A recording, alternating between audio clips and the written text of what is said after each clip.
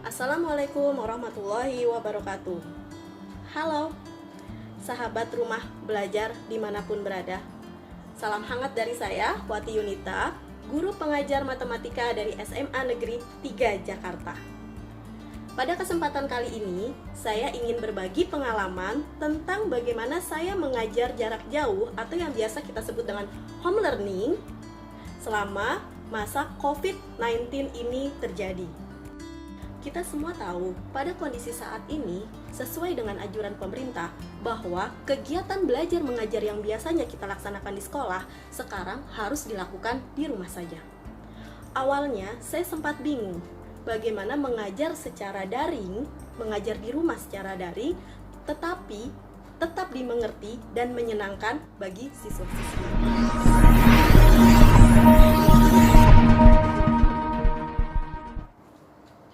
Akhirnya, saya menggunakan beberapa aplikasi untuk mendukung program belajar mengajar saya dari rumah. Yang pertama, saya menggunakan grup Line. Grup Line ini saya gunakan ketika awal pembelajaran untuk menyapa siswa, memberikan motivasi, menanyakan kabar, kemudian juga memberikan informasi-informasi penting yang berkaitan untuk pembelajaran hari ini. Yang kedua, saya menggunakan Google Classroom. Google Classroom saya gunakan di sini untuk memberikan materi-materi, kemudian link-link yang berhubungan dengan pembelajaran hari itu juga untuk memberikan tugas-tugas yang harus diselesaikan oleh siswa. Yang ketiga, untuk absensi saya menggunakan Google Form. Yang keempat, untuk evaluasi saya menggunakan Google Form dan juga Quizzes. Sedangkan sesekali untuk pertemuan tatap muka dengan siswa-siswi saya menggunakan Google Meet. Tapi kok rasanya ada yang kurang ya? Setelah 1-2 hari saya laksanakan, akhirnya saya menambahkan aplikasi portal rumah belajar dari Kementerian Pendidikan dan Kebudayaan.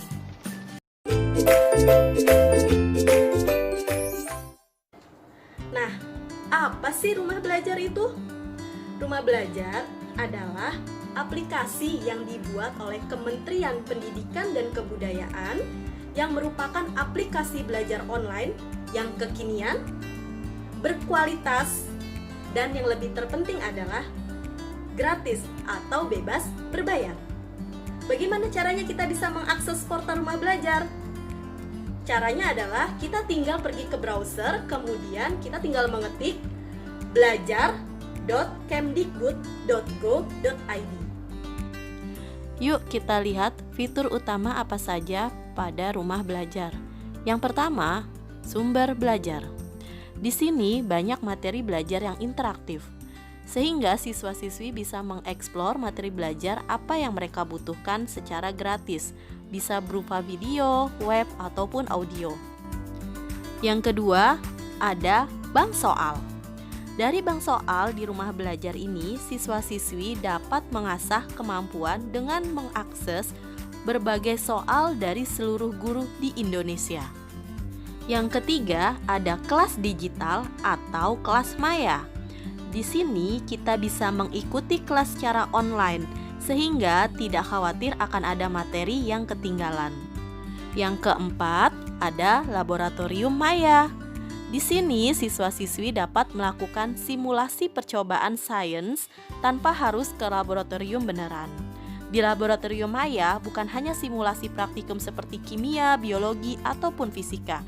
Di sini juga ada loh untuk pelajaran matematika. Itu baru 4 fitur utama yang ada di portal rumah belajar.